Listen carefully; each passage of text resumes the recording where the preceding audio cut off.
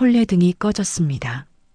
혼례 이틀 전 18 신부의 아버지가 역적으로 끌려가고 그녀는 하루아침에 관비가 되었습니다.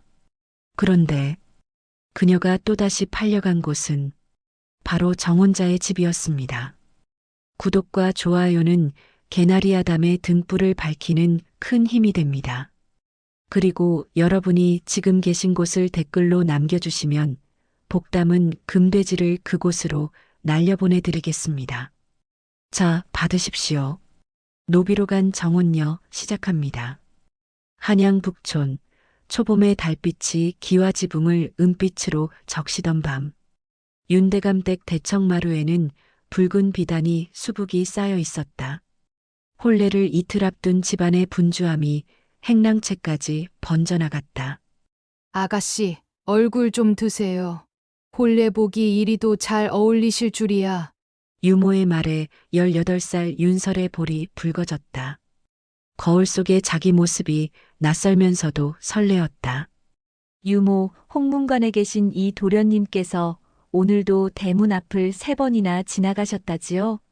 허허, 그분도 사내라. 첫날 밤이 기다려지시나 보지. 홍문관의 젊은 수찬 20살 이연은 임금의 교서를 다듬고 왕명을 글로 옮기는 벼슬을 맡고 있었다. 19에 급제한 재기 있는 선비와의 혼인은 한양 안에서 소문난 인연이었다. 윤설이 수줍게 웃으며 속삭였다.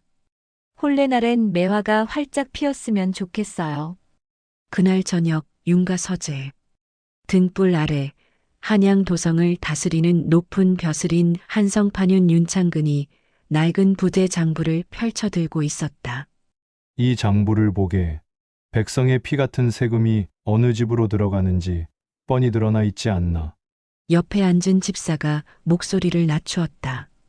이대로 전하께 올리시렵니까? 윤창근이 붓을 내려놓으며 굳게 말했다. 올려야지. 보고도 입 다물면 그 죄가 우리 것이 된다. 2, 3일 안에 준비해서 그 즉시 임금께 아랠 것이다.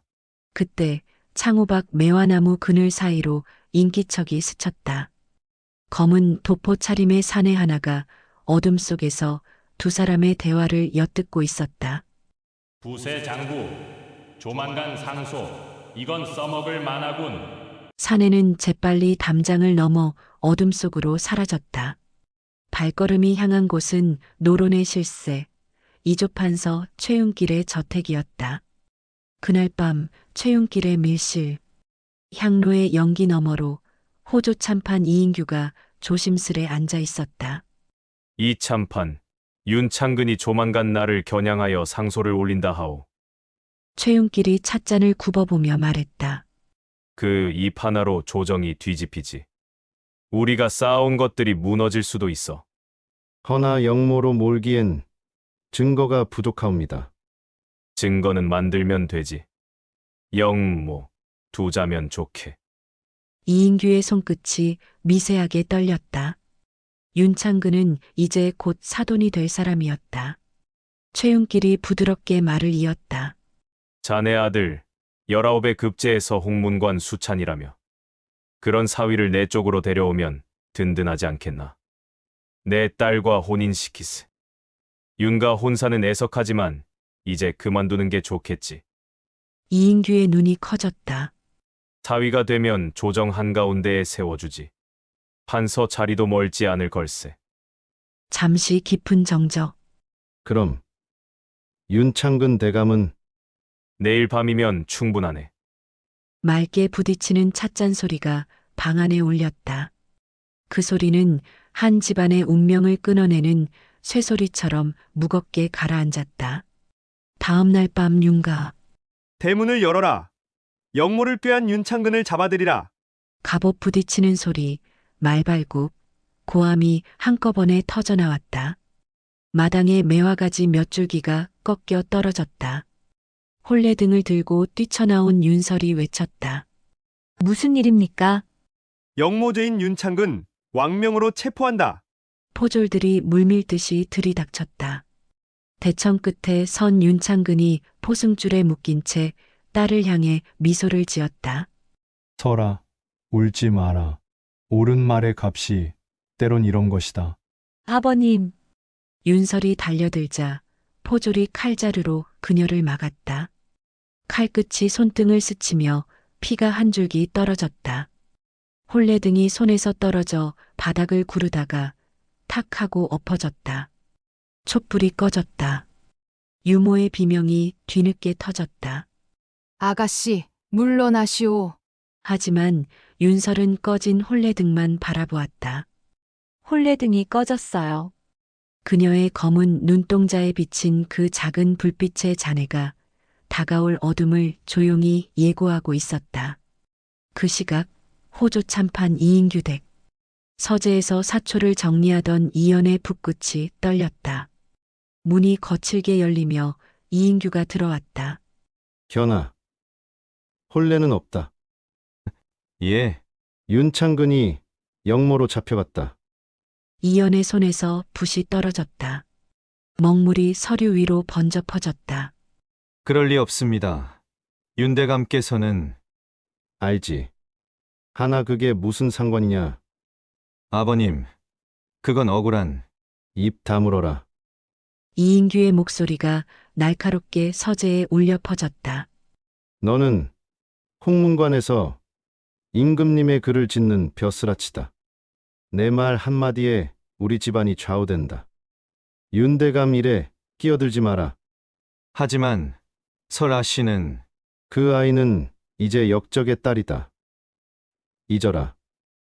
이인규는 아들의 눈을 피하지도 않은 채 돌아섰다. 홀로 남겨진 서재에서 이연은 떨리는 손으로 다시 붓을 들었다. 윤창근 영모 혐의로 조사 중. 글씨가 번져 흐려졌다. 그는 알고 있었다. 그 글이 진실이 아님을. 그리고 아무것도 고치지 못한 채 적어 내려가는 그 순간 자신의 입 다문 시간이 이미 하나의 죄가 되어가고 있음을. 그날 밤 두 집의 등불이 거의 동시에 꺼졌다. 한 집에서는 진실이 포승줄에 묶여 끌려나가며 꺼졌고 다른 집에서는 젊은 선비의 양심이 굳게 입을 다물며 어두워졌다. 20살의 벼슬아치는 붓을 쥐고도 진실을 적지 못했고 18살의 아씨는 홀레등을 쥐고도 그 불을 지키지 못했다. 새벽의 한양은 유난히 싸늘했다. 종루에서 첫 타종이 울리기도 전에 서늘한 공기를 가르며 검은 수레 하나가 효수대 앞으로 끌려왔다. 영모죄인 윤창근을 끌어내라. 포졸의 고함에 졸린 눈을 비비던 사람들이 몰려들었다. 수척해진 얼굴, 그러나 곧은 허리. 불과 며칠 전까지 한성부를 책임지던 윤창근이었다. 인파 끝 허름한 장옷을 눌러 쓴 두 여인이 서 있었다. 강씨 부인과 윤설. 어머니 조금만 더 앞으로. 안 된다, 설아. 내 얼굴 들키면 너도 끌려간다.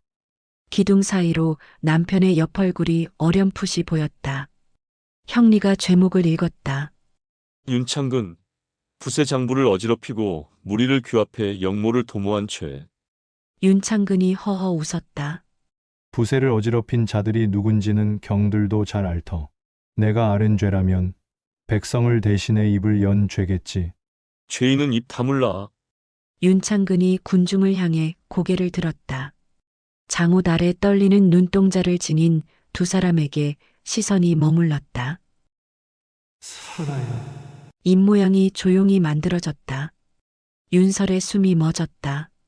강씨가 급히 딸의 입을 틀어막았다. 소리 내지 마. 내 목이 따라간다.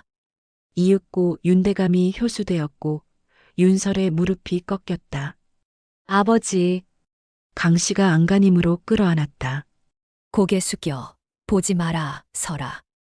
형리의 차가운 목소리가 효수대 아래를 관통했다. 죄인의 집안은 역적 집안으로 편입하며 전 재산은 관에 몰수된다. 그 한 문장이 윤가의 마지막 숨을 끊었다. 같은 날 오후 윤가 대문 앞.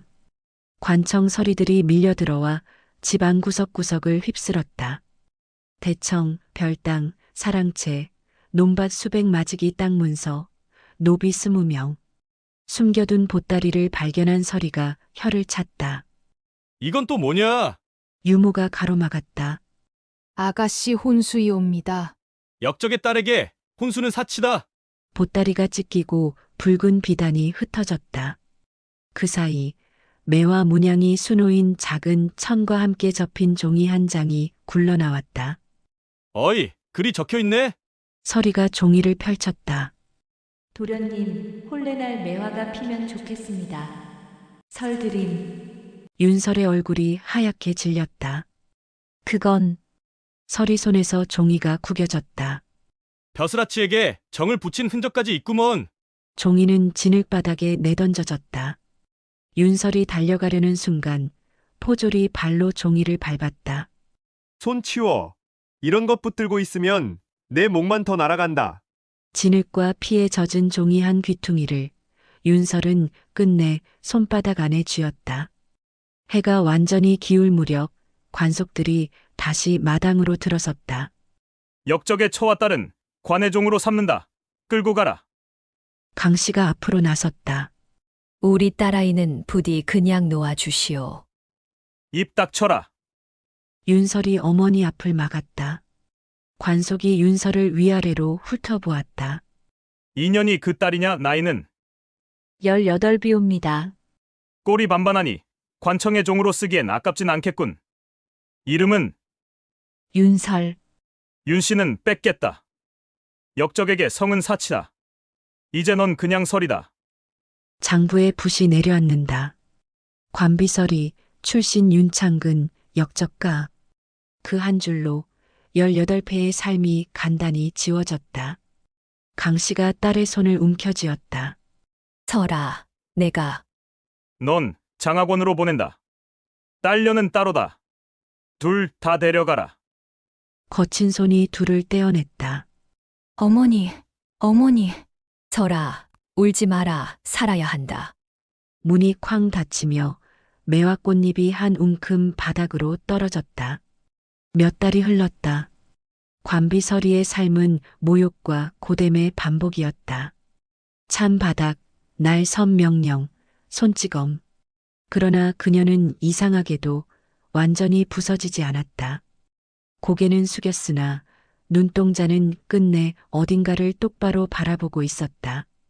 그의 가을 초입, 관아의 한 장의 공문이 내려왔다. 관비설이 경기도 소재 호조 참판 이인규 댁으로 팔아넘긴다. 몸값 은자 50량. 한 아전이 투덜거렸다. 허참, 운이 트였구먼. 그 말을 듣고 윤설이 아주 잠깐 씁쓸하게 웃었다. 운이 좋다고. 공문이 이름을 다시 훑는다. 호조 참판 이인규. 그의 집, 그의 아들. 그녀는 그제야 자신이 향하는 곳이 어디인지 똑똑히 깨달았다. 그날 밤 좁은 방의 흙바닥 위에 손가락으로 글자를 그렸다. 윤설.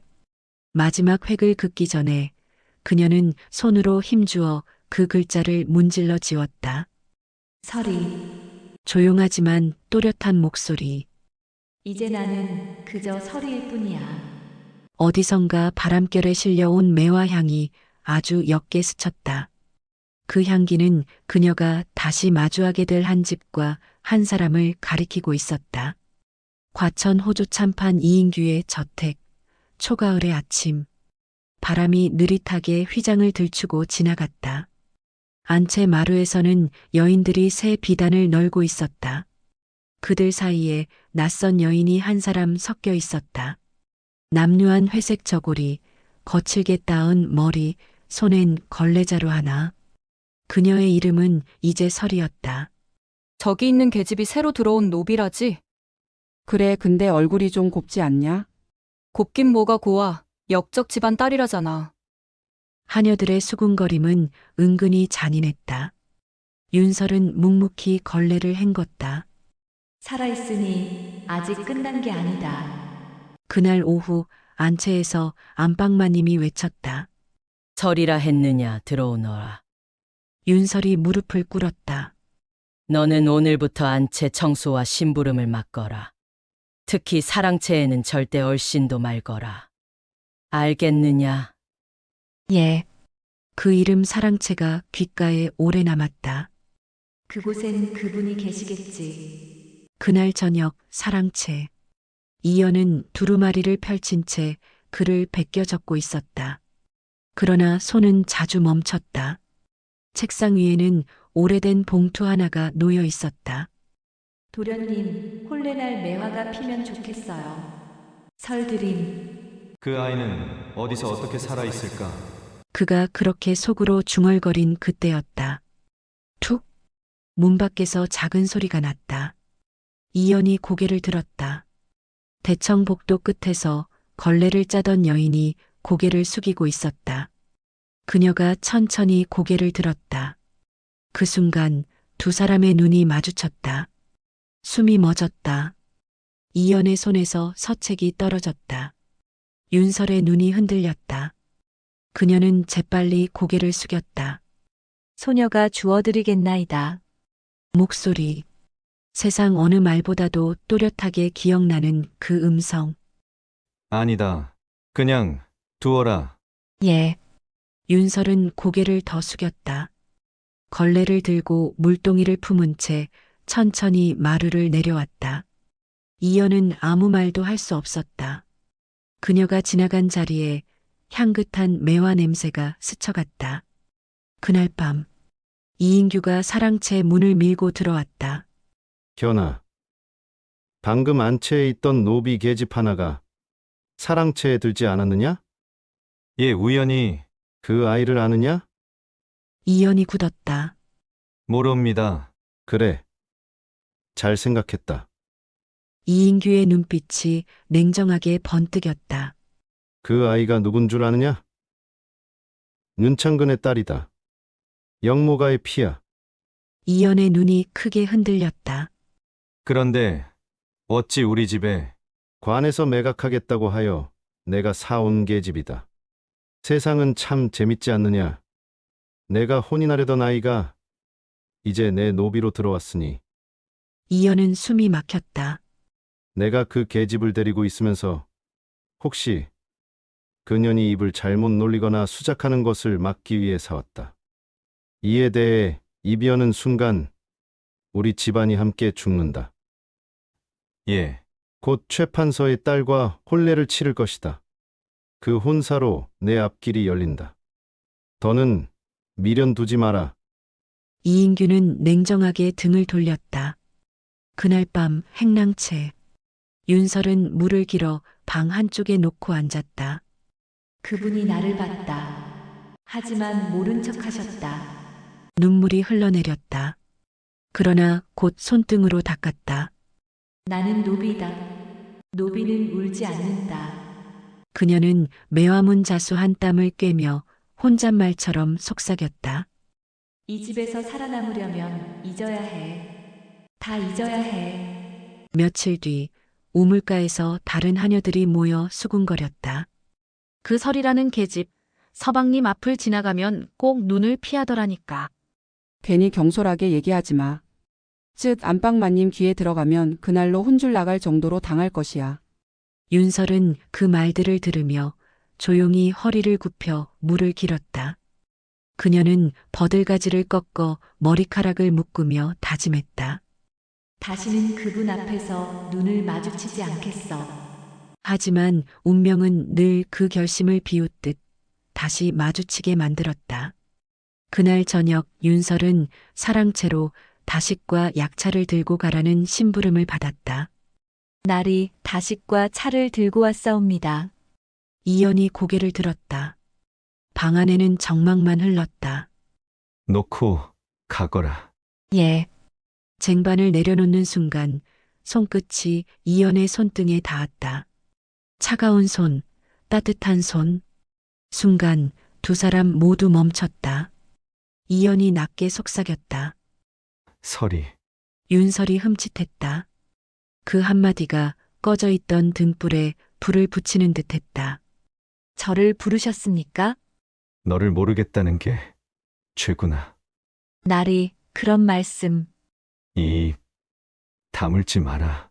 나는 지금 내 이름을 불러야 한다. 윤설이 고개를 들었다.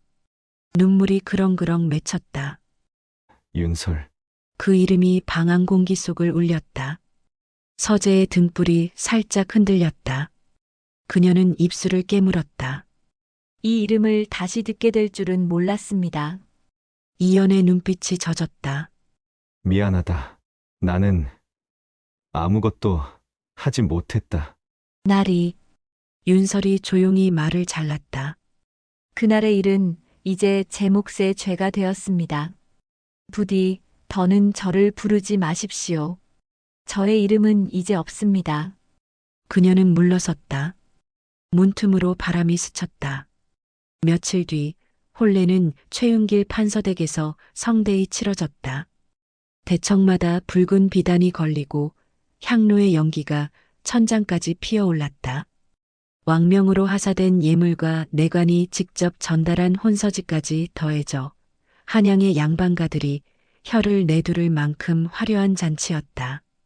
혼례를 치른 지 이틀 뒤 이연은 새 신부 최 씨를 데리고 호조 참판 이인규의 집으로 들어왔다. 안채에는 새 안주인을 맞이하는 상이 차려졌고 병풍에는 매화와 봉황이 그려져 있었다. 하녀들이 서두르며 절차를 준비하는 사이 최 씨는 연분홍 당이를 곱게 여미고 다소곳이 앉아 있었다.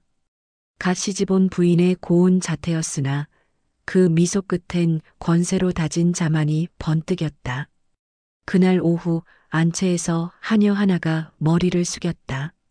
아시마님, 새로 들어온 노비 하나가 일을 제법 합니다.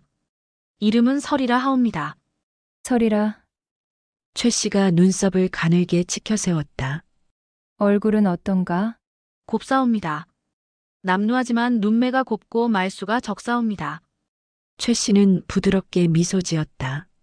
그런 계집은 오래 두면 탈이 나지. 불러오라. 잠시 후 윤설이 고개를 숙인 채 마루에 들어섰다. 회색 저고리에 다른 치마, 그러나 자세는 단정했다. 설이라 하였느냐? 예, 아시마님. 얼굴을 들어보거라. 윤설이 천천히 고개를 들었다. 순간 최 씨의 눈빛이 미묘하게 흔들렸다. 어딘가 낯이 있구나. 관비 출신이옵니다. 변변치 않습니다. 최 씨가 시선을 고정한 채 낮게 물었다. 그전에는 어디 소속이었느냐? 윤설이 잠시 머뭇거리다 조용히 대답했다. 호조 관아에서 팔려왔사옵니다. 그 대답에 최 씨는 미세한 웃음을 지었다. 하필 우리 집으로 왔단 말이지. 하늘의 장난이로구나. 그녀는 부드러운 목소리로 명했다. 오늘부터 안채의 심부름을 맡거라. 다만 잠시 말을 끊고 윤설의 눈을 바라보았다. 사랑채에는 절대 얼씬도 말거라. 그곳은 바깥 어른들이 계시는 곳이니까. 예, 명심하겠사옵니다. 윤설이 물러나려 할 때 최 씨의 목소리가 뒤에서 다시 들렸다. 설이라 하였지. 내 이름이 참 곱구나. 하지만 너무 곱다는 게 문제지. 윤설은 대답 대신 고개를 깊이 숙였다. 그녀의 시선이 바닥으로 떨어진 순간 최 씨의 미소가 서늘하게 굳었다. 그 미소 속에는 이미 계산과 질투가 함께 피어나고 있었다. 며칠 뒤 사랑채 앞들, 이연이 서재 앞을 지나던 중 바닥에 흩어진 종이 조각을 주우려던 윤설과 마주쳤다. 순간 둘 다 멈췄다. 날이 이 시간에 여긴 어인일이오. 서재 마루를 닦으라 하시오. 그때였다. 멀리서 최 씨가 그 장면을 보았다. 눈빛이 차갑게 식었다. 역시 뭔가 있구나. 그녀는 걸음을 멈추고 멀리서 그 둘을 바라보다 한참 뒤 천천히 뒤돌아섰다.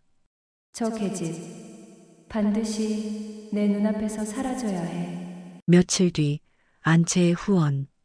달빛 아래서 허방이 기다리고 있었다.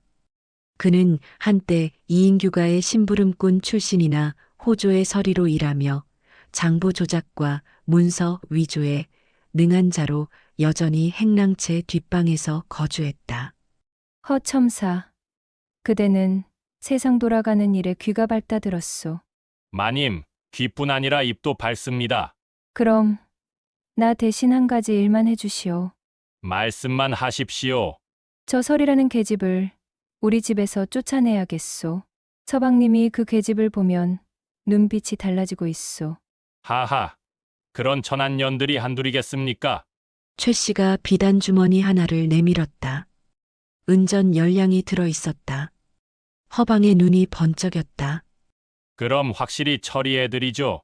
감히 상전을 유혹한 음행죄를 덮어 씌우면 됩니다. 그 계집을 서방님 처소로 가도록 하고 내가 그때 뛰어들어 증인이 되지요. 그 뒤엔 관아의 역적의 딸이 상전을 능욕했다고 고하면 참판 나리께서 직접 관속을 부르실 겁니다. 그럼 끝이지요. 최 씨의 입가가 서늘하게 올라갔다. 좋소. 그렇게 하오. 다음 날 밤, 집안이 고요해질 무렵 최 씨가 서리를 불렀다. 설이, 이리 오너라. 서방님께서 아프시다. 밤중이라도 약차를 갖다 드려야겠구나. 내가 직접 다려서 올려드려라. 밤에 제가 혼자 가오리까. 감히 명을 거역하느냐? 예, 알겠사옵니다. 윤설은 떨리는 손으로 약탕기를 들고 사랑채로 향했다. 사랑채 문 앞. 날이 약차를 가져왔사옵니다. 문이 열렸다. 사랑채 안 등불 하나가 희미하게 깜빡이고 있었다. 윤설이 떨리는 손으로 약탕기를 내려놓았다. 이연이 놀란 눈으로 그녀를 바라보았다. 이 밤중에 어찌 날이 아시마님께서 직접 다리라 하시어 약차를 가져왔사옵니다. 부인이 이연이 고개를 들었다. 그 눈빛엔 한겨울 서리처럼 식은 슬픔이 서려 있었다. 설이 아니 윤설, 그대가 왜 이런 수모를 당해야 하는가? 날이 그 이름은 이제 잊어주십시오. 잊을 수 없다. 이연이 다가섰다. 윤설이 뒤로 물러섰지만 벽에 막혀 더 이상 물러설 곳이 없었다. 그대가 눈앞에 있는데 어찌 모른 척하겠는가? 윤설의 눈가에 눈물이 고였다. 저는 이제 노비이옵니다. 노비라 해도 그대는 나의 혼례등이었소. 그 말이 끝나기도 전에 이연의 손이 그녀의 어깨를 붙잡았다. 순간 그녀의 걸음이 풀리듯 무너졌다. 둘의 이마가 맞닿았다. 아무 말도 없었다. 그저 숨결이 엇갈리고 눈물 한 줄이 이연의 손등을 타고 흘렀다. 이 손을 놓지 마시오. 놓을 수 없습니다. 그럼 이건 죄가 되겠지요. 죄라면 감히 짓겠소. 그 말과 함께 이연은 그녀를 끌어안았다. 윤설이 가늘게 떨리는 숨을 내쉬었다. 두 사람의 그림자가 등불빛에 포개졌다. 그때 밖에서 발소리가 들렸다. 문틈으로 새빛이 번졌다. 허방의 목소리가 울렸다. 여기 있구나. 윤설이 놀라 몸을 때려 하자 이연이 품을 덮었다. 날이 이러시면 안 됩니다. 문이 거칠게 열렸다. 허방과 하인들이 불을 들고 뛰어들었다. 봤다. 이 천한 년이 서방님 품에 안겨 있지 않느냐? 등불이 넘어지고 약탕기가 깨지며 약향이 바닥에 흩어졌다. 그 혼란 속에서 윤설의 목소리가 떨리며 흘러나왔다. 하늘이 알고 땅이 아옵니다. 그 뒤로 최 씨가 나타났다. 그때 허방이 나서며 소리쳤다. 봤습니다. 저 천한 년이 서방님을 유혹하고 있었나이다. 이연이 몸을 앞으로 내밀었다. 그만하라. 그건 거짓이다. 그녀는 부인의 심부름으로 약차를 가져왔을 뿐이다. 최 씨가 비단 소매를 쓸며 비웃었다. 거짓이라니요. 서방님. 그렇다면 어찌 문을 닫고 불을 껐사옵니까? 서방님께서 직접 부르신 것 아니시옵니까? 내가 부른 적 없소. 문도 내가 닫은 적 없소. 이연의 목소리가 높아졌다. 그러나 말끝이 흔들렸다. 허방이 다시 외쳤다.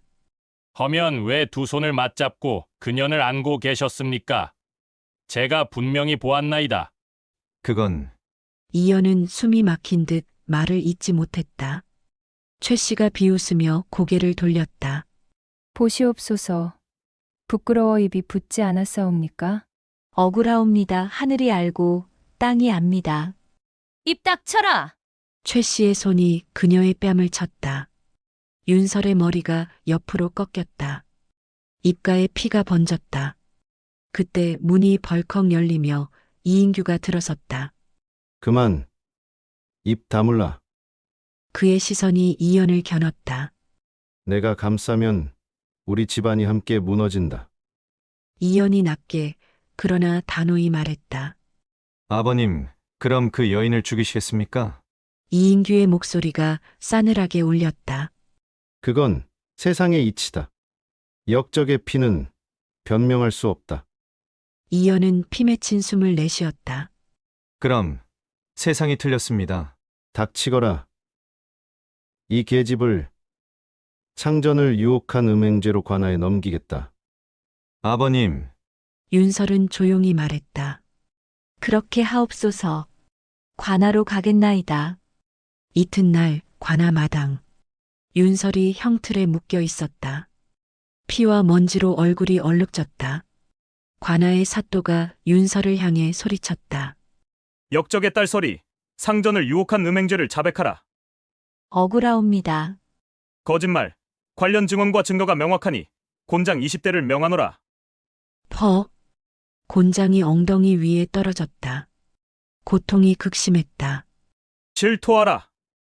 이때 임금의 급한 부름을 받아간 이연이 용무를 마치고 관가 마당으로 뛰어왔다. 멈추라. 멈추라 하지 않았느냐? 그러나 이미 윤설은 의식을 잃고 있었다. 그녀의 몸이 쓰러지며 붉은 흙먼지가 일었다. 설아, 이연이 달려가 그녀를 품에 안았다. 제발 눈을 떠라. 윤설의 입술이 미세하게 움직였다. 서방님을 믿었사옵니다. 그 한마디를 끝으로 그녀의 고개가 축 처졌다. 해가 저물고 관아 마당에는 낮에 튄 피자국만이 남아 말없이 그 참혹했던 순간을 증언했다. 그날 밤 참판댁 사랑채의 등불은 밤새 꺼지지 않았다. 누군가는 죄책감으로, 누군가는 분노로, 누군가는 아직 모르는 진실 때문에 잠들지 못했다. 그날 밤 이연은 몰래 윤설을 데리고 나왔다. 누가 보면 즉시 목숨을 잃을 일이었다. 하지만 그는 서슴지 않았다. 설아, 죽게 두지 않겠다. 그녀를 작은 의원에 숨기며 낮게 속삭였다. 다시 일어나거라. 아직 진실이 남아있다. 바람이 창문을 스쳤다. 달빛이 두 사람의 얼굴을 비추었다. 늦가을의 밤, 이참판댁 사랑채에는 등불 하나가 홀로 타고 있었다. 이연은 서재 문을 굳게 닫고 한참 동안 묵묵히 책상 앞에 앉아 있었다. 그의 눈앞에는 아버지의 서류함이 놓여 있었다. 이연은 손끝으로 자물쇠를 눌렀다. 철컥. 뚜껑이 열리자 먼지 낀 문서들이 층층이 쌓여 있었다. 그 가운데 윤창근 역모사건 관련 문건이라 적힌 봉투가 눈에 들어왔다. 그는 떨리는 손으로 그것을 꺼냈다. 봉투를 찢듯 열었다. 부세 장부 위조 관련 내사보고 증거 불충분. 피고 윤창근 반역 혐의 없음. 그 아래에는 낯익은 필체가 있었다. 증거 없음. 그러나 노론의 뜻을 거스를 수 없음. 서명 호조 참판 이인규. 이연의 손이 멈췄다. 눈앞이 어지러웠다. 아버님이 알고 계셨단 말인가? 그는 문서를 한 장 한 장 넘겼다. 최윤길 판서의 지시 아래 허방이 증거 조작을 주도함. 이인규 묵인. 그 순간 모든 퍼즐이 맞춰졌다. 이연은 문서를 움켜쥔 채 무릎을 꿇었다. 바닥에 떨어진 눈물 자국이 먹물 자국처럼 번졌다. 아버님, 그날 그 입 다문 시간이 사람을 죽였군요. 그 새벽 그는 아버지의 처소로 달려갔다. 이인규는 병색이 짙은 얼굴로 누워 있었다. 현아, 무슨 일이냐? 이연이 문서를 내밀었다. 이것이 무엇입니까? 이인규의 시선이 문서 위를 스쳤다. 그의 얼굴이 흙빛으로 변했다. 어디서 이걸? 대답하십시오. 윤대감은 무죄였지요. 말씀하십시오. 아버님. 이인규는 한참 동안 입을 다물었다. 그 입 다문 시간이 더욱 잔혹했다. 마침내 그는 낮은 목소리로 말했다. 그래. 무죄였다. 이연의 눈이 휘둥그레졌다. 그럼 왜 입 다물고 계셨습니까? 이인규는 고개를 숙였다. 나는 그를 죽이지 않았다. 다만 살릴 수 있는 이를 살리지 않았을 뿐이다. 그게 무슨 말씀이십니까? 그날 밤 최윤길이 내게 제안했지. 윤창근을 버리면 본인의 딸을 며느리로 주겠다며 너의 출세와 우리 가문의 영광을 보장한다고 하여 나는 그 말에 눈을 감았다. 그 한마디로 한 집안이 멸문했단 말입니까? 나는 내 앞길을 지키려 했다. 이연이 주먹을 움켜쥐었다. 그 입 다문 시간이 윤대감을 죽였고 윤서를 노비로 만들었습니다. 그리고 저를 죄인으로 만들었습니다. 이인규의 목소리가 떨렸다. 현아, 나는 그날부터 매일 죽었다. 하지만 아직 살아 계십니다. 그러니 이제라도 말씀하셔야 합니다. 무슨 소리냐? 진실을 밝히십시오. 그것이 아버님의 구원이자 저희 속죄입니다. 잠시 침묵. 긴 입 다문 시간 끝에 이인규가 천천히 입을 열었다. 그래. 내 말이 옳다. 그의 눈에서 눈물이 흘렀다. 내가 너무 늦었구나. 그날 밤 이연은 등불 아래에서 아버지의 문서를 모조리 필사했다. 하나도 빠짐없이 윤창근의 상소문 초안, 허방의 자백서, 최윤길의 밀양문, 이인규의 결제 서명까지 모두 붓끝으로 옮겼다. 그는 그 문서를 품에 넣고 사랑채 마루에 나와섰다. 설아, 그대가 말한 대로 하겠소. 진실을 세상에 내보이겠소. 며칠 뒤 윤설이 깨어났다. 희미한 빛 아래에서 그녀는 천천히 눈을 떴다. 곁에는 이연이 있었다. 설아, 이제 괜찮소? 여기는 어디입니까? 여기는 그대를 치료해준 의원이요. 윤설이 눈을 깜빡였다. 살아줘서 고맙소. 왜 구하셨습니까? 죽어도 괜찮았는데. 나는 그대를 2번 잃을 수 없었소. 윤설은 미소 비슷한 표정을 지었다. 나리, 이제 어찌하실 겁니까? 진실을 밝히겠소. 그럼 저도 함께하겠습니다. 아니요. 그대는 이미 너무 많은 고통을 받았소. 그 고통은 서방님의 입 다문 시간에서 시작된 것이옵니다. 그러니 그 입 다문 시간을 함께 끝내야 하지 않겠습니까? 그녀의 목소리는 나직했지만 단단했다. 이연은 잠시 눈을 감았다. 좋소. 그럼 함께하리다. 며칠 후 조정 앞 광화문. 찬바람이 흩날렸다. 푸른 도포를 입은 이연이 문서를 품고 무릎을 꿇었다. 신이연, 죽음을 무릅쓰고 아뢰옵니다. 장내가 술렁였다. 윤창근 대감은 영모가 아니었사옵니다. 그를 죽음으로 못 이는 최윤길과 그리고 저희 아버지 이인규였사옵니다. 조정은 순식간에 아수라장이 되었다. 무엄하다. 자신의 부친을 고발하다니. 그러나 이연은 외쳤다. 그들의 입 다문 시간이 한 집안을 멸망시켰습니다. 그 죄를 이제 제가 끊겠나이다. 임금이 자리에서 일어섰다. 이현, 내 말에 증거가 있느냐? 이 몸의 생명으로 증명하겠나이다. 그는 품에서 문서를 꺼냈다. 피로 맺은 듯한 필사본들이 바람에 흩날렸다. 이것이 진실이옵니다. 거짓이라면 제 목을 베십시오. 왕이 손을 들어 문서를 받게 했다. 조정의 대신들이 숨을 죽였다. 그는 품에서 또 하나의 물건을 꺼냈다. 낡은 비단 조각이었다. 이것은 윤창근 대감께서 마지막으로 남기신 글입니다. 그 딸 윤설이 몰래 품고 있다가 신에게 전해준 것이옵니다. 백성의 피를 삼킨 자들은 조정에 있나이다. 진실을 아뢰다 죽더라도 내 이름을 후세가 기억하리라. 조정이 술렁였다. 최윤길이 소리쳤다.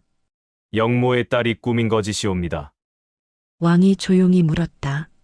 그 딸이 지금 어디 있느냐? 한양 외곽 의원 집에 있사옵니다.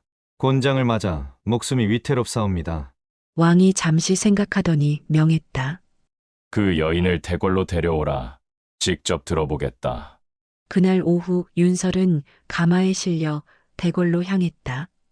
의원이 부축하고 이연이 옆에서 걸었다. 궁궐 문 앞에 도착하자 내관이 나와 맞았다. 윤창근의 딸 윤설이냐? 예.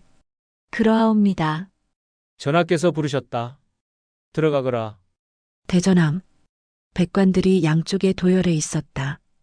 윤설은 내관의 부축을 받으며 앞으로 나아갔다.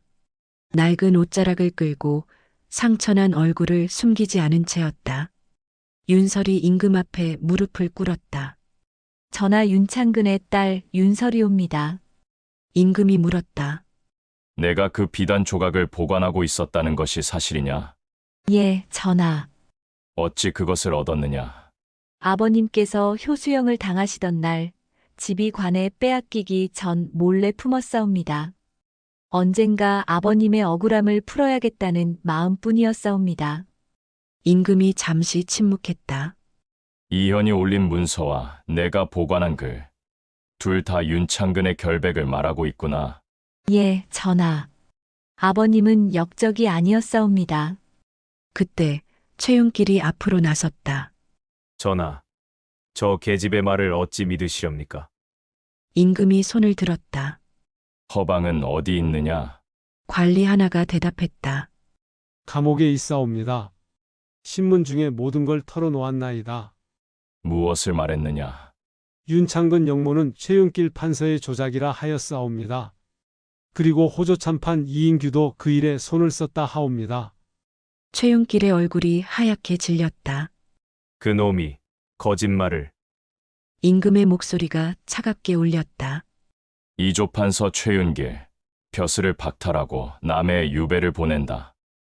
전하, 허방은 영모 조작의 장본인으로 곤장 50후 효수형에 처한다. 그때 병든 이인규가 들어섰다. 전하, 임금의 시선이 느리게 이인규를 향했다. 전하. 윤창근은 죄 없는 사람이었나이다. 모든 대신이 숨을 멈췄다. 허면 그대는 그 사실을 알고도 입을 다물었단 말이냐? 예. 그를 살릴 수 있었사오나 번세를 두려워해 입을 다물었나이다. 그 입 다문 시간이 한 집안을 멸문시켰다. 압니다. 그 죄로 저는 날마다 죽어 있었사옵니다. 이인규의 목소리는 점점 낮아졌다. 그러나 오늘 아들이 그 입 다문 시간을 깨어주었사옵니다. 이제야 숨이 트이옵니다. 그는 힘겹게 고개를 들어 임금을 바라보았다. 이인규, 벼슬로 살고 양심으로 죽는 죄인이옵니다. 그 말이 끝나자 대전에는 바람 한 줄기조차 멈췄다. 임금이 손을 들었다. 이조판서 최윤길은 관직을 삭탈하고 재산을 몰수하여 남해로 유배하라. 호조 참판 이인규는 관직을 삭탈하고 재산을 몰수한다. 왕이 다시 이연을 보았다. 이현, 그대의 상소는 거짓이 아니었다. 윤창근의 억울함을 풀고 충의공의 호를 내리노라. 그 재산과 명예를 유족에게 돌리라. 윤설의 눈에서 눈물이 흘렀다. 전하 성은이 망극하옵니다. 이연은 고개를 깊이 숙였다. 그 순간 대전 밖에 벼락이 내리쳤다. 천둥 소리와 함께 빗방울이 떨어졌다. 임금이 조용히 말했다. 하늘도 이제야 울음을 그치는구나. 이인규가 병든 몸으로 무릎을 꿇었다. 전하, 신의 죄를 엄중히 물어주시옵소서. 대신 제 자식 이연, 그 아이만은 살려주옵소서. 그 아이는 아비의 죄를 짊어지고도 진실을 택하였나이다. 임금이 고개를 끄덕였다. 그 아비의 죄를 아들이 씻었도다. 이인규는 눈을 감았다. 이제야 눈을 감을 수 있겠구나. 그의 마지막 숨이 고요히 흩어졌다. 이연이 다가가 그의 손을 붙잡았다. 아버님, 이인규의 입술이 미세하게 움직였다. 이제는 말하라. 그 한마디를 끝으로 그는 숨을 거두었다. 며칠 뒤 대궐의 교지가 한양 전역에 내렸다. 충의공 윤창근, 윤가의 재산 복권, 강씨 부인 윤설, 관비 명부에서 제명, 홍문관 수찬 이연, 벼슬에서 물러남. 그날 저녁 윤가의 폐허가 된 옛 저택 앞 눈이 살짝 쌓여 있었다.